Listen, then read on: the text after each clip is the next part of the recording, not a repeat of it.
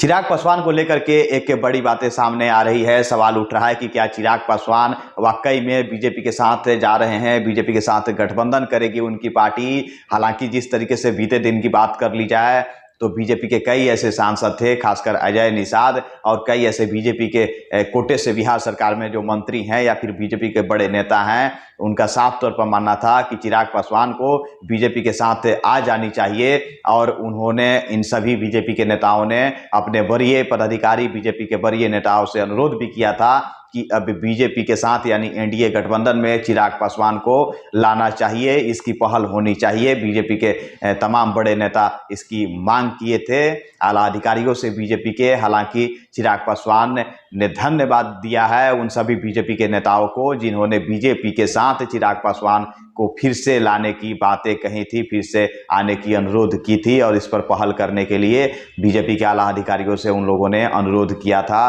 हालांकि सवाल अब फिर से उठना शुरू हो गया है कि क्या चिराग पासवान बीजेपी के साथ जाएंगे, जहां नीतीश कुमार ऑलरेडी पहले से एनडीए गठबंधन का हिस्सा है। नीतीश कुमार से काफ़ी परहेज करते हैं चिराग पासवान, यह बातें किसी से छुपी हुई नहीं है। नीतीश कुमार को लेकर के जिस तरीके से चिराग पासवान का बगावती सुर रहती है, बगावती तेवर रहती है, वो आए दिन दिखी जाती है। चिराग पासवान लगातार नीतीश कुमार पर निशाना साधते हुए नजर आते हैं। सवाल उठना लाजमी है कि क्या चिराग पासवान फिर से बीजेपी के साथ गठबंधन में जा रहे हैं। यदि जा रहे हैं तो क्या वो नीतीश कुमार के साथ उनका जो लगातार बगावती सुर था वो अब बगावती सुर बंद हो जाएंगे। नीतीश कुमार के साथ लगातार जिस तरीके से उनका व्यवहार रहता है, जिस प्रकार से लगातार निशाना साधते हुए नजर आते हैं, क्या अब चिराग पासवान कहीं ना कहीं शांत हो जाएंगे नीतीश कुमार को लेकर के। हालांकि ऐसी बात को लेकर के चिराग पासवान ने जरूर यह कहा है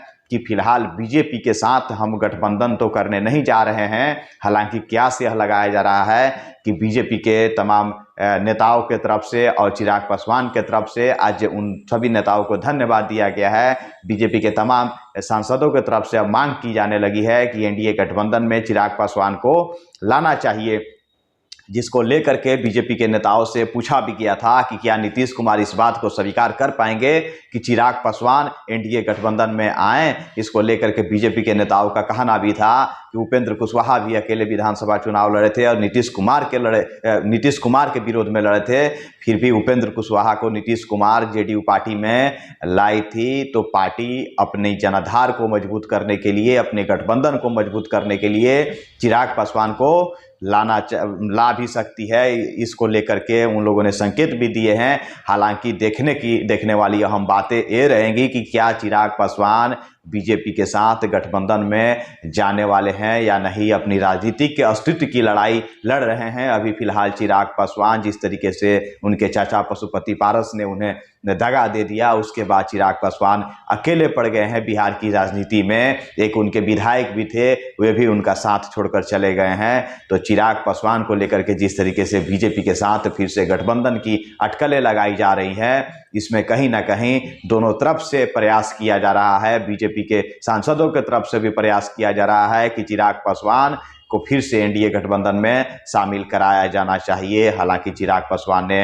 अब यह जरूर कहा है कि फिलहाल पार्टी अपनी पक्ष को, अपनी पार्टी को मजबूती के साथ आगे बढ़ाने में जुटी हुई है। तमाम कार्यकर्ताओं के साथ अभी फिलहाल पार्टी को कैसे आगे बढ़ाया जाए, इस पर रणनीति चल रही है। पार्टी को कैसे मजबूत बनाया जाए, इसको लेकर के चिराग पासवान फिलहाल काम कर रहे हैं। उनका मानना है कि जब तक हमारी पार्टी बिहार में पूर्ण रूप से मजबूत नहीं हो जाती है, तब तक किसी के साथ गठबंधन करना शायद उचित नहीं होगा। आपको हम बता दें कि विधान परिषद के स्थानीय निकाय कोटे से 24 सीटों पर चुनाव होने वाले हैं।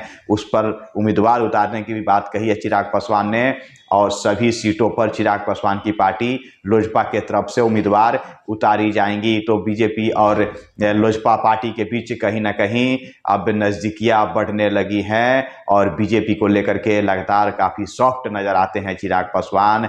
आने वाले दिनों में चिराग पासवान बीजेपी के साथ जा सकते हैं, हालांकि फिलहाल नहीं जा रहे हैं। इस खबर में बस इतना ही।